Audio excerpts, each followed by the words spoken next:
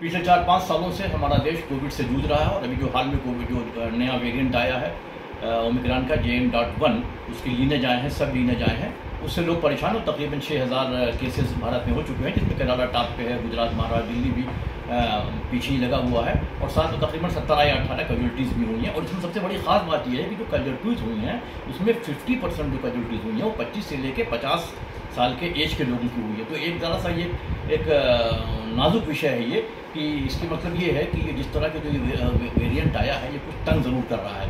अब खुदा न खास्ता इसमें से अगर कोई एक वेरिएंट ऐसा निकल गया जो घातक हुआ तो ये परेशानी का सबब बन सकता है। हालांकि अभी तक इस तरह की कोई रिपोर्ट नहीं है, लेकिन इन सब के बावजूद जो सबसे एक डराने वाला जो एक रिपोर्ट आई है, the health of the nation, एक ग्लोबल ऑर्गेनाइजेशन है जो सभी कंट्रीज़ के, सभी डेवलपिंग कंट्रीज़ के हेल्थ के पैरामीटर तय करता है कि किस किस देश में क्या क्या बीमारियां तेज़ी से बढ़ रही हैं या किन किन बीमारियों को किस तरह से कंट्रोल किया जा रहा है।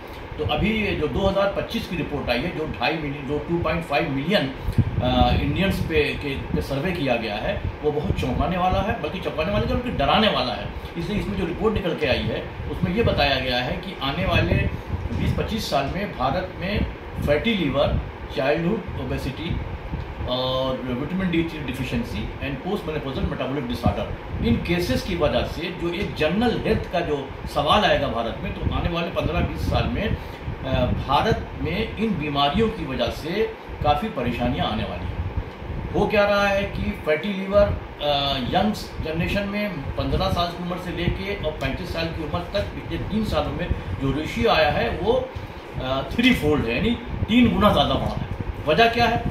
सीधी वजह है हमारे खाने पीने का तौर तरीका और एक्सरसाइज का ना करना। आमतौर पे एक यंग को, एक युवा को 10,000 स्टेप रोज एक्सरसाइज करनी चाहिए, लेकिन ऐसा नहीं हो रहा है।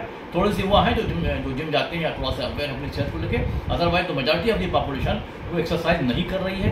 खाने पीने के तौर तरीके वही हैं, फास्ट फूड, जंक फूड का इस्तेमाल हो रहा है खूब, और तमाम उल्टी सीधी चीज़ें खाई जा रही हैं, जिससे लीवर पर लोड पड़ रहा है। लीवर पे जब लोड पड़ रहा है तो जाहिर फैटी लीवर होगा, और फैटी लीवर हो रहा है। यही फैटी लीवर आगे चल के लीड कर जाता है लीवर सिरोसिस को या कैंसर को। इससे बचने के लिए पूरी एक अवेयरनेस प्रोग्राम चलाना होगा गवर्नमेंट ऑफ इंडिया को, मिनिस्ट्री ऑफ हेल्थ को, और लोगों को ध्यान देना होगा। दूसरी चीज़ है चाइल्डहुड ओबेसिटी। अभी रिपोर्ट दिल्ली से आई है, दिल्ली के स्कूलों की जो रिपोर्ट आई है वो बहुत डराने वाली है। 13% बच्चे ऐसे हैं जो दिल्ली के स्कूलों में जो पढ़ने जा रहे हैं वो ओबीस हैं। तो ओबेसिटी पे भी बहुत ज़्यादा काम करने की ज़रूरत है। तीसरा है विटामिन D3 डिफिशिएंसी। आमतौर पे एक आदमी जो एक नॉर्मल आदमी है उसकी 30 नैनोग्राम पर ml विटामिन D3 डिफिशिएंसी होनी चाहिए। विटामिन D3 हमें कहाँ से मिलती है? सूरज की किरणों से मिलती है, अल्ट्रावायलेट रेस से मिलती है, और उसके अलावा हम खाने पीने की चीज़ों से भी विटामिन D3 ले सकते हैं, खासतौर से वेजिटेबल से, यानी वेज फूड से। लेकिन अब हो क्या रहा है कि आपको जान के ये हैरत होगी कि भारत में 78% मेल विटामिन D3 डेफिशिएंट हैं, यानी इनका विटामिन D3 लेवल जो है वो 20 नैनोग्राम से कम है, जो कि डेफिशिएंट में आता है। 20 से 30 इनसफिशिएंट में आता है और 30 नॉर्मल में आता है। इसी तरह से आपके more than 70% females are deficient in vitamin D3। तो इसके ऊपर काम करना होगा, इसमें अवेयरनेस बढ़ानी होगी। और चौथा जो इशू है वो पोस्ट मेनोपॉजल मेटाबॉलिक डिसऑर्डर है, जिसके बारे में अब अवेयरनेस बढ़ने लगी है, और जो लीड कर रहा है बहुत सारी खतरनाक बीमारियों को औरतों में। इसमें एक सर्वाइकल कैंसर भी है। लेकिन पहले क्या था? पहले ये था कि औरतें जो है अपनी बीमारियां शेयर नहीं करती थी, क्योंकि हमारी संस्कृति, भारतीय संस्कृति के हिसाब से शर्म और हया के और लज्जा की वजह से ये अपनी बीमारियां शेयर नहीं करती। आज भी शेयर नहीं करती है मेजॉरिटी ऑफ वीमेन जो गाँव में रहती हैं।